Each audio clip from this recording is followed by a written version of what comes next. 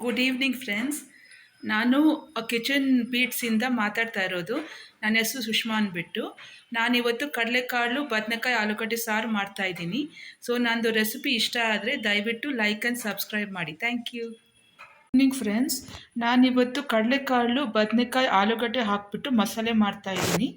ಅದಕ್ಕೆ ನಾನು ಕೊತ್ತಂಬರಿ ಸೊಪ್ಪು ಸ್ವಲ್ಪ ತೊಗೊಂಡಿದ್ದೀನಿ, ಕೊತ್ತಂಬರಿ ಪುದೀನ, 5 ಮೆಣಸಿನ್ಕಾಯಿ ತೊಗೊಂಡಿದ್ದೀನಿ, ಚಕ್ಕೆ ಲವಂಗ ಮತ್ತು ಮೆಣಸು ಸ್ವಲ್ಪ ತೊಗೊಂಡಿದ್ದೀನಿ, ಈರುಳ್ಳಿ 1, ಟೊಮ್ಯಾಟೊ 2 ತೊಗೊಂಡಿದ್ದೀನಿ, ಆಮೇಲೆ ಕೊಬ್ಬರಿ ಸ್ವಲ್ಪ, ಬೆಳ್ಳುಳ್ಳಿ 1, ಆಮೇಲೆ ಶುಂಠಿ ಸ್ವಲ್ಪ ತೊಗೊಂಡಿದ್ದೀನಿ.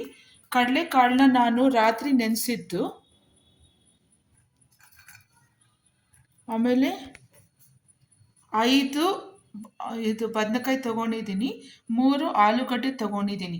ಸೊ ನಾನಿವತ್ತು ಕಡಲೆಕಾಳು ಬದನೆಕಾಯಿ ಆಲೂಗಡ್ಡೆ ಸಾಂಬಾರು ಮಾಡ್ತಾಯಿದ್ದೀನಿ. ಸೊ ನನ್ನ ರೆಸಿಪಿ ಇಷ್ಟ ಆದರೆ ದಯವಿಟ್ಟು ಲೈಕ್ ಆ್ಯಂಡ್ ಸಬ್ಸ್ಕ್ರೈಬ್ ಮಾಡಿ. Thank you.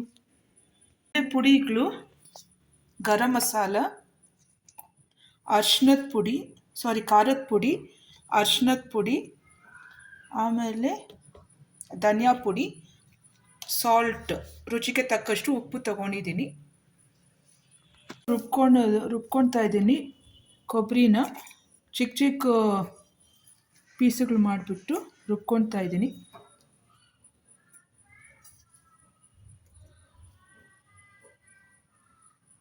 ರುಬ್ಕೊಂಡಿದ್ದೀನಿ. ಇವಾಗ ನಾನು ಶುಂಠಿ ಹಾಕ್ತಾಯಿದ್ದೀನಿ. ನಾನು ಶುಂಠಿನ ಜಜ್ಕೊಂಡಿದ್ದೀನಿ. ಬೆಳ್ಳುಳ್ಳಿ ಹಾಕ್ತಾಯಿದ್ದೀನಿ. ನೀರು,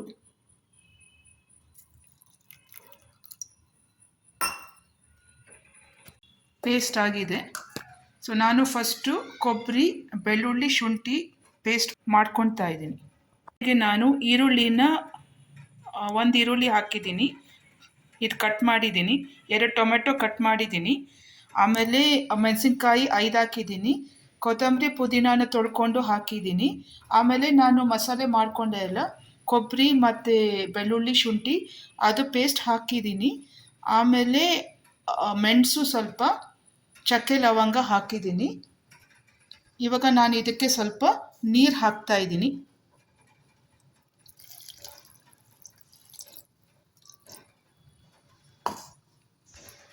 ನಾನಿವಾಗ ಪುಡಿ ಹಾಕ್ತಾಯಿದ್ದೀನಿ. ಖಾರದ ಪುಡಿ ಸ್ವಲ್ಪ, ನಿಮ್ಗೆ ಎಷ್ಟು ಖಾರ ಬೇಕು ಅಂದರೆ ನೀವು ಹಾಕ್ಕೊಳ್ಳಿ. ಯಾಕಂದ್ರೆ ನಾನು ಮೆಣಸಿನ್ಕಾಯಿ ಹಾಕಿದ್ದೀನಿ 5, ಸೊ ನಾನು ಸ್ವಲ್ಪ ಹಾಕ್ತಾಯಿದ್ದೀನಿ, ಖಾರ ಜಾಸ್ತಿ ಆಗುತ್ತೆ. ಆಮೇಲೆ ಗರಂ ಮಸಾಲ 1, ಅರಿಶಿನ ಸ್ವಲ್ಪ,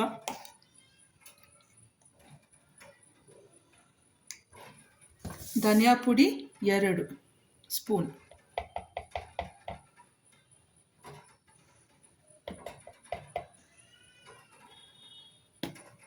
ಇವಾಗ ನಾನು ಇದನ್ನು ಮಿಕ್ಸಿಗೆ ರುಬ್ಕೊಳ್ತೀನಿ. ಮಸಾಲೆ ರೆಡಿಯಾಗಿದೆ.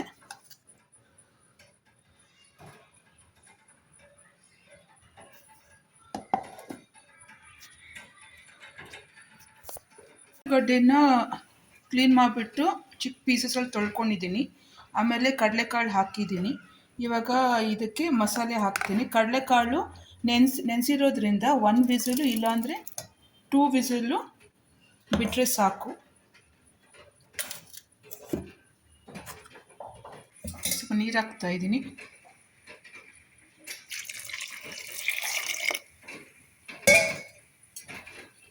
ಉಪ್ಪು ಹಾಕ್ತಾಯಿದ್ದೀನಿ.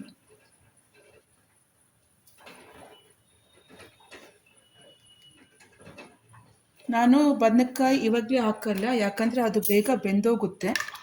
ಸೊ ನಾನು ಇದು 2 ವಿಸಿಲ್ ಹಾಕಿಬಿಟ್ಟು ಆಲೂಗಡ್ಡೆ ಜೊತೆ ಕಡಲೆಕಾಳನ್ನ, ಆಮೇಲೆ ನಾನು ಇದು ಕುದಿಯೋವಾಗ ಬದನೆಕಾಯಿ ಹಾಕ್ತೀನಿ. ಸೊ ನಾನು ಸ್ವಲ್ಪ ನೀರು ಹಾಕಿದ್ದೀನಿ, ಸ್ವಲ್ಪ ಇದು ಸಾಂಬಾರು ಥರ ಇರಲಿ ಅಂತ, ಸ್ವಲ್ಪ ತಿಳಿಯಾಗಿ, ಮುದ್ದೆಗೆಲ್ಲ ಚೆನ್ನಾಗಿರುತ್ತೆ. ಸೊ ನಾನಿವಾಗ 2 ವಿಸಿಲ್ ಹಾಕ್ತಾಯಿದ್ದೀನಿ.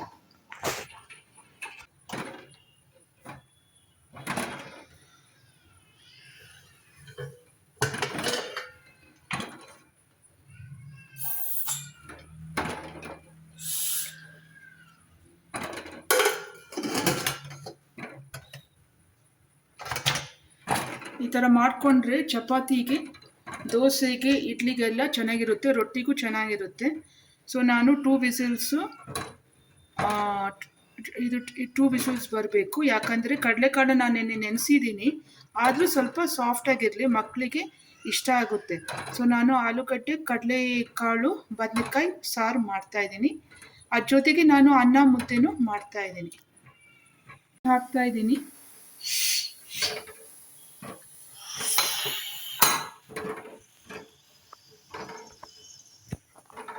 ವಿಸಿಲ್ ಬಿಟ್ಟಿದೆ.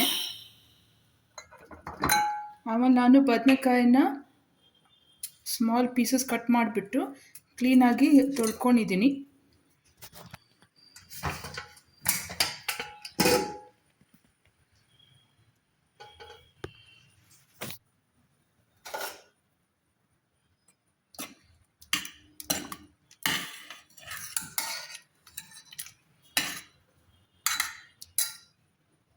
ಇವಾಗ ನಾನು ಬದನೆಕಾಯಿ ಹಾಕ್ತಾಯಿದ್ದೀನಿ.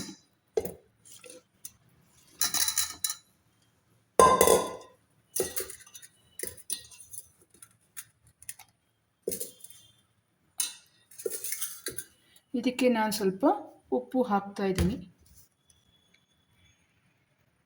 ಕಡಲೆಕಾಳು ಬೇಯಿಸುವಾಗ ಉಪ್ಪು ಹಾಕಿದ್ದೀನಿ. ಸೊ ನಾನು ಸ್ವಲ್ಪ ಹಾಕ್ತೀನಿ, ಇಲ್ಲಾಂದರೆ ಉಪ್ಪು ಜಾಸ್ತಿ ಆಗಿಬಿಡುತ್ತೆ. ಸೊ ನಾನಿವಾಗ ಮುಚ್ಚಳ ಹಾಕ್ದಿರ ಬೇಯಿಸ್ತೀನಿ ಬದನೆಕಾಯಿನ. ಬದನೆಕಾಯಿ ಬೇಗ ಬೆಂದೋಗುತ್ತೆ. ನಾನಿವಾಗ ಗ್ಯಾಸ್ ಮೇಲೆ ಇಡ್ತಾಯಿದ್ದೀನಿ.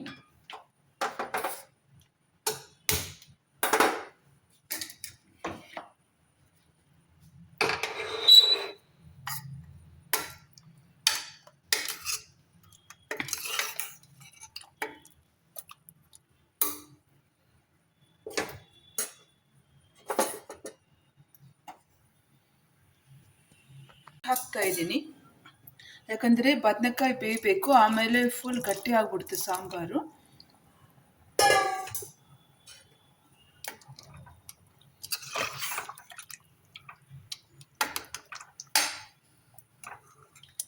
ಈ ಥರ ಮಾಡಿಕೊಂಡು ಮುದ್ದೆಗೆ ತುಂಬ ಚೆನ್ನಾಗಿರುತ್ತೆ.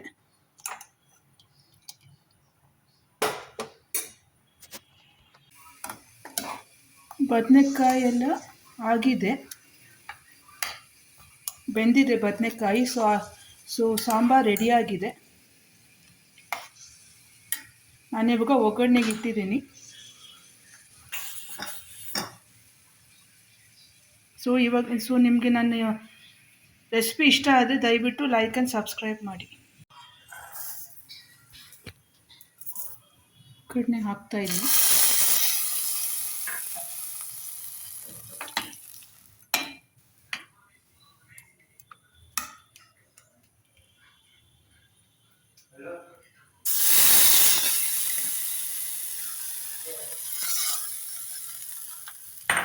ಸಾಂಬಾರು ರೆಡಿಯಾಗಿದೆ.